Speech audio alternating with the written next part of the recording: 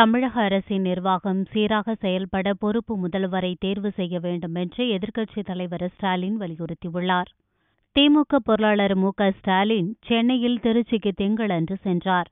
அப்போது விமான நிலையத்தில் செய்தியாளர்களிடம் பேசிய அவர், காவிரி நதிநீர் விவகாரத்தில் உச்சநீதிமன்றம் அமைத்த நிபுணர் குழுவினர் தமிழகத்தில் ஆய்வு செய்ய வந்துள்ள நிலையில் தமிழக அரசின் சார்பில் அவர்களை சந்திக்க எந்த அதிகாரிகளும் அறிவிக்கப்படவில்லை என்று குற்றஞ்சாட்டினார்.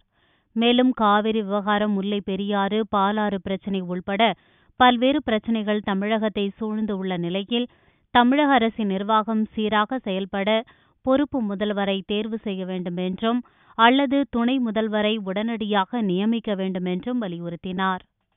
தமிழகத்தில் பல முக்கிய பிரச்சனைகள் இருக்கு.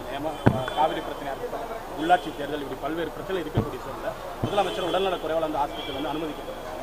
தொடர்ந்து நிர்வாகம் சீராக செயல்பட வேண்டும் அப்படின்ற ஒரு கருத்து நிலவுது. அதை பற்றி முதலமைச்சர் அவர்கள் மருத்துவமனையில் அனுமதிக்கப்படுகிற போது ஓரிரு நாளில் வீடு திரும்புவார் என்று மருத்துவ செய்திக்குறிப்பு வெளியிட்டுக் கொண்டிருந்தது. கடந்த 2 நாட்களுக்கு முன்பு இன்னும் பல நாட்கள் ஆகும் என்ற செய்திக்குறிப்பு வெளியிட்டிருக்கிறார்கள். இந்த சூழலில் நிச்சயமாக காவிரி பிரச்சனை, முல்லை பெரியாறு பிரச்சனை, பாலாறு பிரச்சனை போன்ற பல பிரச்சனைகள் தமிழகத்தை சூழ்ந்து கொண்டிருக்கிறது.